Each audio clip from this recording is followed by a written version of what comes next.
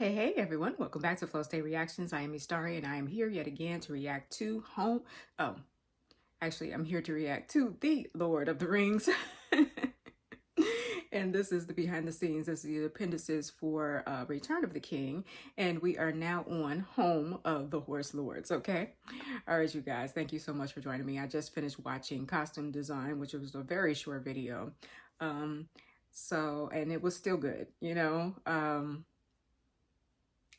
I just really appreciate the amount of time that it takes, not only for them to put these costumes together, but just the fact that they put all of these different clips together in order to give us these appendices. I mean, really, it's just a gift every video. You know what I mean? So here we go. I'm about to unwrap this particular gift. All right, you guys, if you enjoy any of my videos, then please do not hesitate to like, comment, subscribe, and share all that good stuff. Every gesture of support helps me out here on YouTube, okay? All right, everybody, let's relax and let's flow. Home of the Horse Lords. Comes from Tolkien are challenges, and one of the challenges of Lord of the Rings is the thousands of horses that we had on screen. Yeah, they're CGI though, right? When you read the Lord of the Rings, you know these horses are also characters in these films, and they're not just sort of props, if you will. Okay. Anything from small moments to incredible large charges. Horsework is found throughout the trilogy and is a major part of the making of these films. Okay, look at this. Shadowfax. Shadowfax. Is the lord of all horses. And has been my friend through many dangers. We had two Shadowfax horses, two white stallions. One was called Blanco, another called Domiro. Domiro was the principal Shadowfax. And a diva. What do you mean by that? A diva? That's how he lets you know he's a stallion. Domiro looked magnificent and seemed to know he did. And was trained to getting exactly in the right position and to holding it.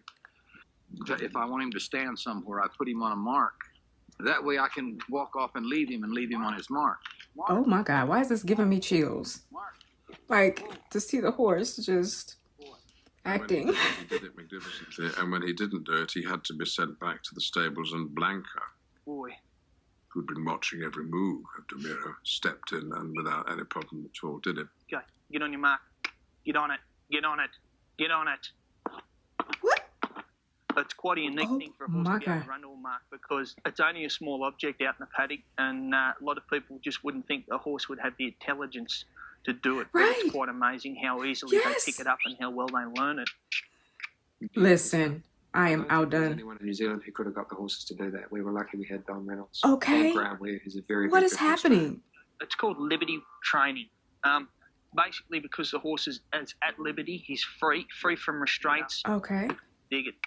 Atta boy, good boy. Get up here. Whips are used What is happening? as a direction. They're not used in the true sense of whips. We use one as a guide pretty well to point the direction we want to go, and one is impulsion, which is just to give the horse a little bit of impulsion as far as just giving him that forward drive and motion. Change. What Blanca. is even happening? Change. I'm just Change. out. Good boy, good. Blanco, he's a white Andalusian, enjoys his work. I'm outdone. And does it fairly well. Up high, up high, up high, up high. Good boy, come up here. This is like one of the most impressive things I've ever seen. They are training these horses like, what? I didn't even know you could do that. I mean, I know that you can train them to ride, but to act. To double the end. Do beware that I am done. Any stirrups or bridle or saddle, and but boy, can he ride a horse? He was doing stuff that I would never do. He was riding a horse with. Oh, look at that. He's a double for Ian. That came around its neck. Okay, that makes sense. We hold on to. It's my lifeline. It's a speed control, but Yeah. sometimes it don't work. No, sometimes it definitely don't work. As you could well find out in the next shot. Okay. Had the Wow. hardest job This of is anybody, captivating. in terms of horse work in this movie. I Listen. have a picture of him sitting in the lunch tent, so sad and so tired and so red-eyed. And people just see the movie and just say, "Wow, Gandalf, awesome!" But they don't realize what goes into something like that. You don't realize. There's no way you could possibly know. Preparing for all the battle scenes and everything was quite intense with the horse training. We get a horse I on am a film, so we go through a impressed right now. desensitising period, which is exposing the horse to all the different things that happen to him around a film set, and which is not so much everyday life. Well, we're using like blue tarps as like desensitizers and bags hanging down so that the horses just get used to the madness that happens on set. Wow, look at this. Some of the horses were quite raw, shall we say. They weren't experienced in things that they needed to be for the work that was going to be asked of them. Originally, there was a horse being trained up for Aragorn. And basically, you know, they would try to do these training sessions where he'd get down completely on his belly so that Aragorn could sort of get on top of him, and then he'd rise up. And they start off training with a dummy for that. Ooh, he sat on a dummy. You see what I'm saying? Remember when they showed us that, and I was like, specific role. It's so Uraeus was fortunate that the horse didn't sit on Aragorn. Very quickly. He was a last-minute replacement, just like I had been. You know, so a day or two before, I'm suddenly introduced to this new horse who's never been on a movie set. Wait, what? You know, it's very. Why would they do that? Oh, they gave him a new horse. Interesting. I missed why they changed the horses out at the last minute. He did kind of freak out the first day, you know. It was very difficult for him. Yeah, you think? Shots, but I don't think he was very happy, and I felt bad about it. You know, for him, you know. Reminds you how solid the horses had to be for battle. And it's going very well. Very well. Well, the second time we had to do something on film, he was really looking for the camera, it seemed like, and showing off and rearing and doing things in a more controlled way, which was great, but kind of surprised from not liking it at all the first time. The second time we couldn't get enough of it. Yeah, interesting. He didn't have any other horse between him and the camera. Okay. A funny thing, I actually wanted to get a camera and shoot a documentary of the horses and ask them what they thought about being on the film. Right. I still think he likes Kit Kats best, but he'll settle for Toffee Pops. Wait, that's a woman, right? Oh, yeah. It was kind of tricky not to treat. Remember they said the women be in the beards because because a lot of the women know how to ride. There so was Florian, who that's funny. He was the white stallion, and he had a brood of black geldings. They were his brood, and whenever he was around them, he became incredibly, this is my brood, you know, these are my people, don't mess with them. Oh. He is special, and he knows he's special. You know, it's just, yeah, personality plus. Because he's a stallion as well, he's got a huge amount of presence, and I was just like, oh, look at that. The stallions we had to keep separate anyway because they hated each other. There was one day that Uraeus was really going crazy, and you know he ruined several takes, and then between takes I had to separate him. And it turned out there was a mare in season that he was trying to get to, but it's not just a question of wanting the girl; it's wanting to kill all the guys before doing it. Oh, wow! So we didn't know what was going on, and then they finally figured that out. Yikes! Yeah, you have to do that in coverage, Pete. Yeah.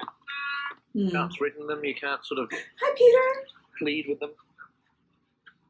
Can't start crying and hope that they feel some sympathy towards you. Can't do anything that they normally do with actors. With the actors, when it comes to horses, you've got guys like Vigo, who is a very capable horse person. Vigo put in so much effort to work with the horses, and he would come out earlier than what he was required. I am just beside myself. He'd go out and catch his own horse, bring it in and groom it. Oh, that's Vigo. I thought that was one of the horse trainers. That is Vigo. New Zealand, but I would say he's, I am just, without question, my best friend. Vigo. Uraeus was a horse that Vigo spent a lot of time with because he wanted the bond between him and Brago to be something that you were able to sense on screen. So the only way to really do that was for him to bond with the horse in real life. And I know that Vigo occasionally would go to the stables and actually sleep with the horse. I mean, you know, Vigo's pretty amazing like that. He could have been in a hotel, but he wanted this to be a very real relationship. Well, I was near the horses, but I didn't sleep with the horse, despite, you know, rumors to the contrary. Which I have a feeling that Dominic had his hand in spreading some of those. He put a lot of time in when we trained Brago to lay down and push for the two towers. when Brago rescues Aragorn from the riverbank. I'll get over. You can roll me a little ways if you want. Even if he's trained to do it. This is so dangerous. Oh yeah, for sure. Yeah. Head down, push. Head down, push. Pushing, pushing, pushing, pushing, pushing, push, push, push, push, push, push, push. Okay. Good boy. Okay. Good boy. Good job. He's very confident around them, very relaxed around them, so they respond really well to him. When he's on a horse, he just looks like he should be there, which is, I think it's really special. You know, not many people have that. Okay. Those who had to do a lot of riding on camera, Carl Urban as Eomer, and Bernard Hill as Theoden, and Orlando Bloom as Legolas. We were able to do our own work because we worked hard at it. Yeah. I came out 5 months before we started filming, and I was training like mad to do the horse riding and stuff, and I don't know, it's all come together here, which is amazing because we're in the horseman's country, you know. Okay. Getting really connected to the horse as well. I'm riding a guy called Percy, but it's nice that we've got a real connection now, and I feel like I can really ride him well because the elves are renowned for being, you know, excellent horsemen. Yeah. He's one of the best horses on set. He's certainly the boy. He's a great rider. Couldn't do it without these animals. It's just too good. Okay. I think all the actors coped very well with the horses. It was good. I mean, I haven't really got any notes. I think it's you just working your way into it and just do a couple more takes. Let's get it good. Yep. It was kind of challenging, you know, because I hadn't done much horse riding before, but I sort of really grown to I would be so nervous. Animals. I really do. They're so big. You have to bond with each different animal because sometimes you'll get a different horse and it's like being back at square one again, you know. They can be quite temperamental if they're having a bad day and they're getting their hooves and they're stamping them in the water and, you know, so, but no, I'm really enjoying working with them. They're fantastic. Yeah, we all got a lot of help. I mean, the horse department was very loyal, affectionate, and extremely helpful. Yeah. Too long? No, they're about right. We're disturbingly familiar. You see, kind of. Measurements. Bernard came up for a lot of lessons, Horses are mainly because huge. he enjoyed Oh my it, goodness. especially because he needed extra lessons. But he threw his heart into it. We put him on a horse called Hercules, which was a big grey Percheron cross horse. But the horse had a really good temperament. You can't just take a horse out of the stable first thing in the morning, throw a saddle on it, and then get on it and expect it to go galloping down the field. It just won't do it. So our social hours with the horses were as much to do with our appreciation of them rather than anything else, you know. Just love being with the horses. Right. Oh my goodness, I can imagine. Just the presence of a happy horse. You know what I mean? Considering the amount of riding that they do and the amount of time that they get to spend riding, it's good that they are motivated to come and ride with us, spend time, and they have a genuine interest in the horses and they like doing it. So they have to run, remember their lines, and they have to do their sword choreography, and they have to learn the different languages for like Elvish and stuff, and then they have to learn horseback riding. Like, it's so much. They know what the actor's like as a rider. You know, when the actor says, giddy up, or whatever they say to get the horse going, the horse knows whether he means it or not. You know? Wait, what? I could sit on this horse and give him, like, you know, gentle kicks and be like, ah, ah, and this horse would just be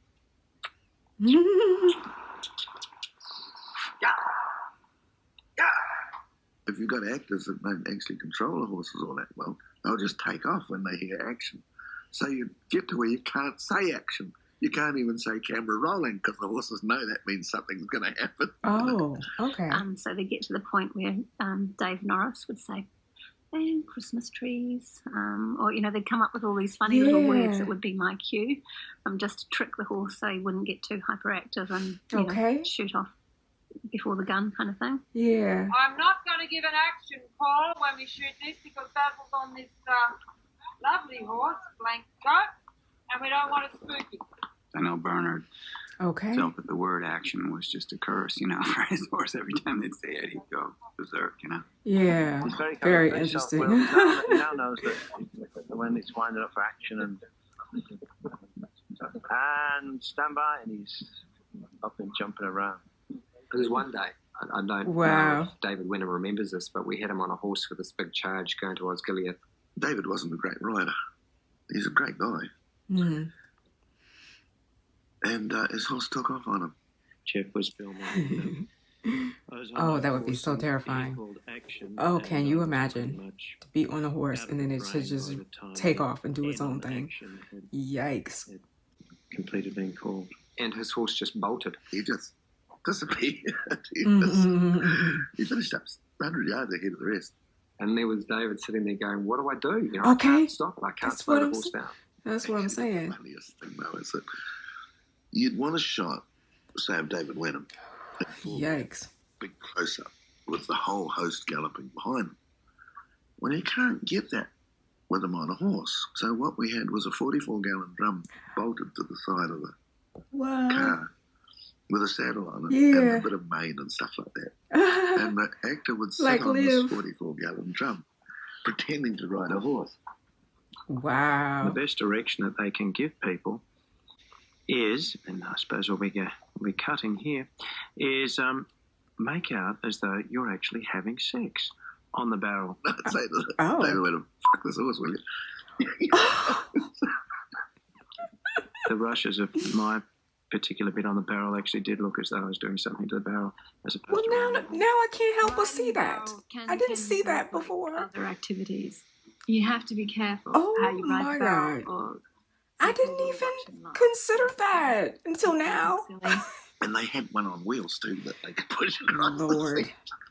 Now that's what I'm going to be thinking when I rewatch it. Like, I literally didn't even think that. It makes you feel kind of foolish. You know, you're not delving into Shakespeare at this point. So funny.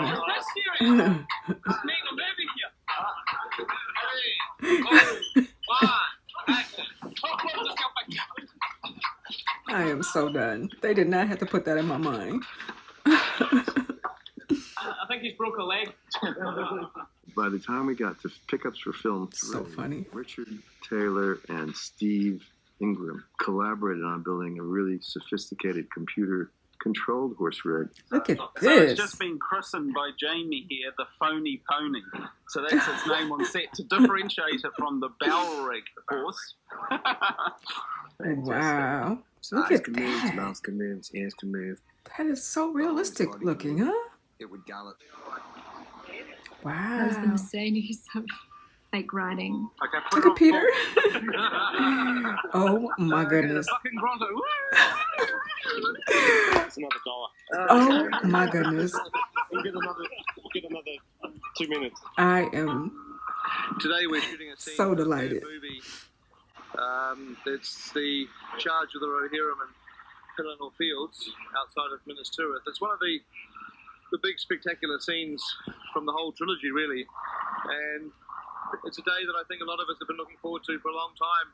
There's probably 3 or 4 years ago that Richard Taylor and I were talking about how many Rohan costumes he should build, and I said, well, let's make 250 because I'd love to get 250 riders on horses. We had about 50 company horses, of which I think we used about 30 in the Pillinall Fields. So we needed something like 220 extras on horseback. New Zealand is a country of about 4 million people and 40 million sheep. And that means if you're filming in a rural area, you have to count on the fact that he said 40 million sheep. Shearing season, you had a cast a wider net. You'd be shooting in lambing season and nobody would turn up because the farmers, you know, as much as they might want to be in the movie for the day, we got to shear our sheep. Deal with the lambs. Right. You know, the real world kept tripping us up. So we turned that is just too good for me. They were like, sorry, we got to shear our sheep. I'd just do a press release and call in people with horses of a certain height, and we'd just get them in and have a look. Okay. I remember when they put out a call for all able-bodied horse riders to, you know, partake in the charge of Pillinall Fields. It was like this Woodstockian trek. You know, horse riders from all over the country were coming down, you know, congregating on this one field outside of Twizel, whether they could ride or not, you know. Oh. Everyone just really wanted to be a part of it. So the variety of riders and horses was just amazing. But I think that would be how it would be in Middle Earth too. You know, it would be every man and his horse coming to battle. It wasn't easy. You know, looking back, I had a couple of Canadian guys who have been in the game for a long time. John Scott, Lyle Edge, they joined me at Twizel. We've got pretty close to 250 riders here, and get them all to work together. Columns 2, columns 4s, lineups of 50, and proceed like warriors. Steve, send me one with armor. A lot of these people, and it's all credit to them that they hung in there, had never been on a film set before. They had no idea what they were in for. It became cold. Right. It became very, very long days. Some people would come, and after about 2 or 3 days, they'd go, this is too much like hard work, and they'd clear out. They would just say, I don't want to do this anymore. This isn't what I signed up for. Interesting. So I think after the first week, Was we that were sweat? down to about 150 extras. And they were the ones who really dug it in, and that good old Kiwi spirit came out, and they were Kiwi there for the duration, and they were going to make it work. They were going to make it happen. People stay in there. I would have been terrified, but I would have done it if they would have let me be involved. And also, it's good to have Ooh, people child, close to I would have been horses in case terrified. anything happens. My name is Zoe Miller. I'm from Dunedin. This is Herman. And together we travel in this truck here. Herman. And it's sort of become home. I've got things thrown here, there, and everywhere, all over the place. Okay. But basically, we just camp out in vehicles like these and have a few drinks in the evening. Meals are all provided, which is fantastic. Okay. And basically, it's just a bit of a social time. Yeah. Oh, don't do that. Sir. He's got the wrong idea. I am done. Yeah, definitely having fun. Yeah, Yikes. always having fun. So apart from the hardship, there was a lot of fun and camaraderie as well. Ironically, the thing that almost brought it to a halt was the humble rabbit. One of the most dangerous things for horses are actually rabbit holes. If a horse steps in a rabbit hole, it can break its leg and Oh, throw no. the rider and all that. So there'd be people going across the land where we were going to have them galloping, prodding the ground to make sure there wasn't a rabbit hole just below the surface so the horse would break through. Okay. We also would, of course, Interesting. before every charge, the individual riders would go out on their horses, all 300 of them, and walk their horses through the field and then walk back to the beginning start mark. And if they found any faulty ground, they were able to get it filled in. Oh, my goodness. Really? Much more complicated. You just watch all these horses galloping. I Yeah, that was know. great. The work to do to get it like that was incredible. Like, who knew that you have to literally search the ground first? With lots of stunt players on the ground. There's like 250 horses just barreling through, and we had big safety lanes for guys. I mean, they weren't that big, but the horses were good enough that they ran down it. 250 horses. Would they have to do that nowadays? Like, to actually have 250 horses on the field? Or can you just CG it and make it look realistic? Because that is a lot to handle. My goodness. There was a few close calls, but everyone came through unscathed. It's to be expected with horses. Look at this. Orc. Yikes, look at those ears. Scene or something, you just hang on like Grimm's death, because if you're in the front, you don't want to fall off, because you think about the other 250 riders are going to run over top of you. Okay. One charge we did across the plains, one of the leading It's guys so fell off his dangerous. horse. His saddle slipped right down underneath the horse. And he actually came Oh. up with horses, 200 horses coming behind him, and they managed to step around him. Yeah, how All did the they do horses that? behind just swerved. 1 or 2 jumped over top of them. I was convinced he would have to die, you know. And then they all galloped past, and at the end he stands up and he was completely Listen. unscathed. Fortunately, miracle. we had no Miracle. real God. collisions. Because there's no way in the world. We'll go to enormous efforts to make a film good, but you don't want to hurt people. I'm trying to tell you. You know what I mean? Yeah. We got to have those. We got to have the 3 Dang, guys. think about that. He fell off the horse and survived. I mean, it looks good where they are.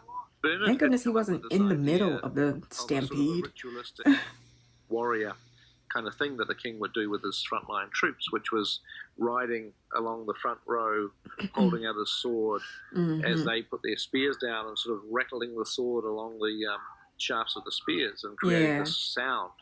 I don't know. I thought, would it be great for the final kind of rousing battle thing for Palanor Field. You can kind of just ride down the line of spears and all that kind of stuff.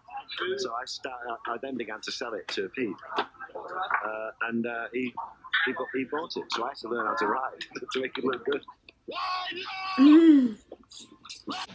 250 riders, a lot of whom I knew. So I wasn't going to make a fool of myself. So that kind of spurred me on. He actually generated enough enthusiasm and enough power that we really thought we were doing it. And when he said charge and we're calling death, death, death, it was deafening.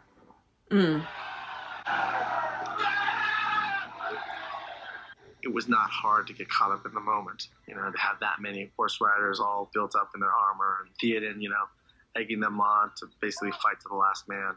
It was like this overwhelming kind of surge of energy, and then hammer went down and we were allowed to gallop these horses as fast as we possibly could, swinging our weapons. It doesn't get any better than that. 200-odd horses just charging down this plain. It was spectacular. Literally, they would be halfway down and the ground was shaking. Okay. Those moments were phenomenal. I mean, the ride at the Rohirrim, in terms of film job experience, is number one, without a doubt. And it'll take a long time to knock it off the top. So good. It's really hard when you go on a film and you purchase a horse and then train it and turn it from an average horse into something that's, a highly trained film horse that's done a great job, and then at the end of the film have to walk away from it, because yeah, that's true. With that sense that you may never see that horse again. Oh. When it came to the end of Pickup Shots 2003, and for the first time, all these horses that the company had, I think it was about 8 of them, carried all the way through from right start to finish. They were all going to be sold. And the company offered them to all the riders first. I actually bought one of the horses from the shoe because I fell in love with him. He kept me safe. I kept him safe. This is my horse, Seb. He was on the film for 3 years, from the time he was 3 to the time he was 6. It's one of the Rohan horses, and Gondorian and whatever else. Come up and say hi to the camera. That kind of bond is something that people who've never been in that situation probably don't understand. Yeah. He's telling me he wants me to scratch his head, or that he wants to go. I love that so much. Right through this movie, that I would. He bought one of the horses. And that I would in fact not too. buy a horse at all. Did he buy it? I want to say hello to all those people out there watching this movie. They're all watching you on this DVD. He bought it. I had a lapse in determination or concentration. I'm not sure which it was, but I ended up buying Blanco, and he sits up there at home, and he's retired. He's retired, and he's enjoying life. Wow. At the end of filming, Vigo, he very much fell in love with Uraeus, and so he ended up buying him. Oh, look at that. Did all the horses get bought? And I'm just looking after him for Vigo until he goes back to America at some stage. Jane's an ideal person to watch over him, and who knows him and who is trusted by him. Vigo's one of those people who is really down to earth, and I know that he was amazed at Jane's riding on Florian and Jane Abbott's riding. At the end of the shoot, I remember Jane saying one day, I wish I could buy that horse, but he's an expensive horse being a stallion. I said, look, I love this horse. I would so like to buy him at the end of filming. I didn't have any idea how on earth I was going to afford him. Yeah. But I knew that my bid wouldn't get as far as Wellington. The simple fact of the matter was there was someone else who wanted that horse, someone higher up in the department, and she didn't think she was going to be able to. And, Vigo heard about this, and so he said, well, I'll bid on him for you. And then I've still got the message saved on my phone where he says, hey, Jane, good news, I've got Florian, you can go and pick him up at the end, he's at the farm, you can go and pick him up. And it was just like, oh, my God. And I rang him and I said, thank you, that's brilliant. How much do I owe you? Thanks so much for doing that. And he says, no, I want to give them to you. No one else is more deserving than Jane to have that horse. She did all the riding, she made the horse look good, so I'm glad that it happened that way. That's just Vigo. He just did it because he understood. So I'm incredibly lucky. Oh, my God. It was a lovely touch on Vigo's part to give Jane that horse. And he's a lovely horse. Jane's got him. I don't know why that got me, but he does all sorts of lovely little tricks and various things. That was so sweet. You're so funny. Oh my God. I think Lord of the Rings, it just took up everybody. They came from everywhere. They got just me. Fantastic. Dang. I take my hat off to every single one of the people that fronted up on horseback and was a part of that thing, because it was the hardest job that they'll probably ever do. And I think that people should never forget that one of the reasons why these films work so well is because the guy 100 horses out was doing his job. And I take my hat off to every one of you. I don't know where you are now, I don't know where you are, but thank you very much for making it a superb film.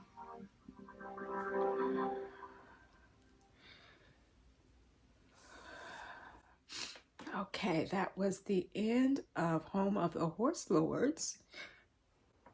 Okay, I'm a little embarrassed now. Kind of want to stop it, but I'm doing a reaction video, so I'm just going to keep going. That got me, you guys. Vigo bought the horse for her. Just this whole video was just so...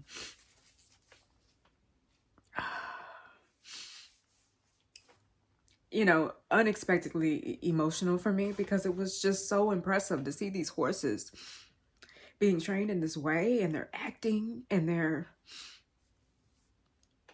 showing off and they're so intelligent. And, you know, it's just something about horses that I just didn't know at all. Okay, I'm trying to get this out because I'm actually, you know, I feel pretty good.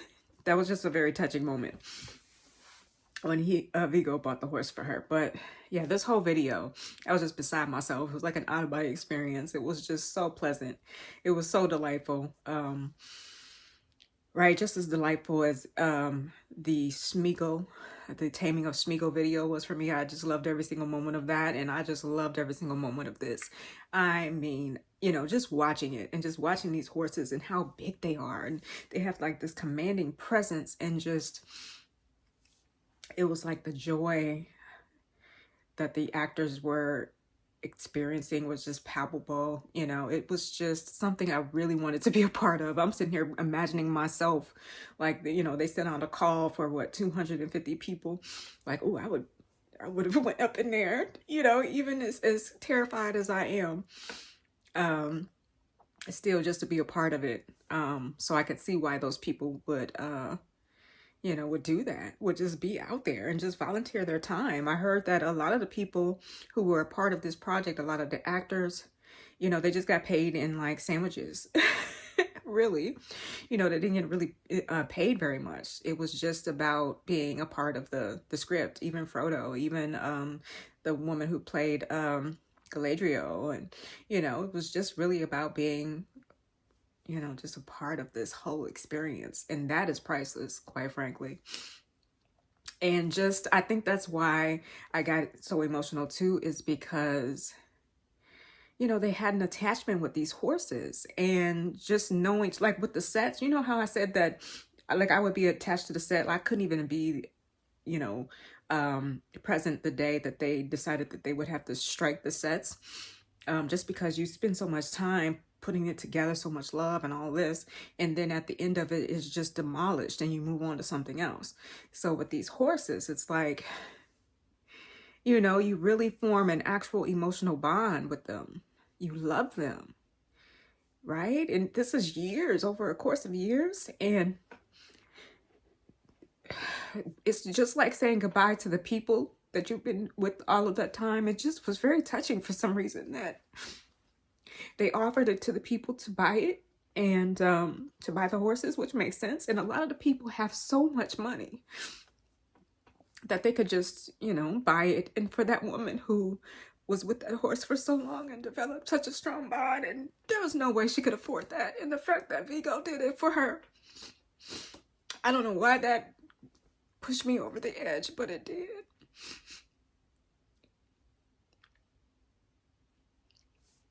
And of course, Vigo bought his own horse. And just knowing that a number of the actors were able to keep their horses, I don't know why that got me.